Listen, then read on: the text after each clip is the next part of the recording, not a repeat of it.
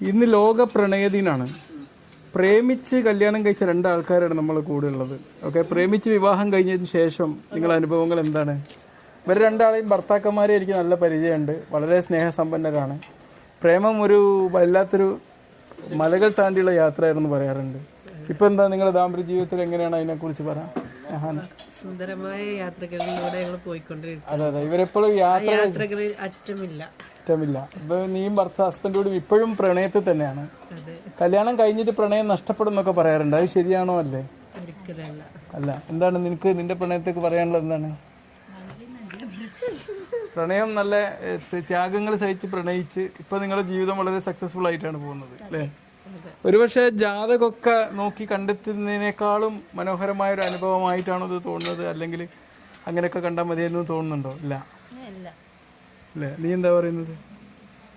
അപ്പൊ അങ്ങനെയാണ് ഇന്നത്തെ കാലഘട്ടത്തിൽ ഒരുപാട് പ്രണയത്തിന്റെ പേരിൽ ഒളിച്ചോട്ടങ്ങളൊക്കെ ഉണ്ടല്ലോ. അതിനെക്കുറിച്ച് എന്താ നിങ്ങൾക്ക് പറയാനുള്ളത്? ശിഖ പറയാം. നീ ഒളിച്ചോടിയ ഒരാളെന്നുള്ളതൊക്കെ പറയും. ഒളിച്ചോടേണ്ടി വന്നിട്ടില്ല അല്ലേ? അതിനു മുമ്പ് എന്നെ വീട്ടുകാർ അംഗീകരിച്ച് തന്നു. നിന്റെതോ? അംഗീകരിച്ച് തന്നു. എത്ര വർഷം നീണ്ട പ്രണയമായിരുന്നു? 4 വർഷം. നിന്റേത് 2 വർഷം. ഇന്നും ആ പ്രണയത്തിന്റെ ഒരു ഇത് നഷ്ടപ്പെട്ടിട്ടില്ല, ചൈതന്യം നഷ്ടപ്പെട്ടിട്ടില്ല. നീ നിന്റെ ഹസ്ബൻഡിന് വേണ്ടി ഒരു പാട്ട് പാടുകയാണെങ്കിൽ ഏത് പാട്ടായിരിക്കും പാടുക?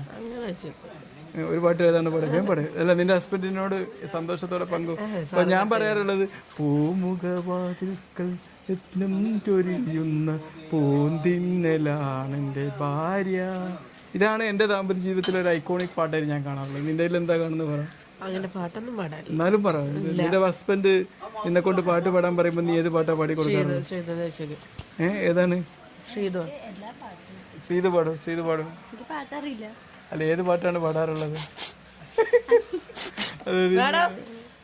അപ്പൊ ഈ വാലന്റൈൻസ് ഡേ നിങ്ങള് വളരെ അല്ലേ, നിങ്ങൾക്ക് എല്ലാ വാലന്റൈൻസ് ഡേ നിങ്ങൾ വളരെ ആഘോഷത്തോടെ ആഘോഷിക്കാറുണ്ടോ?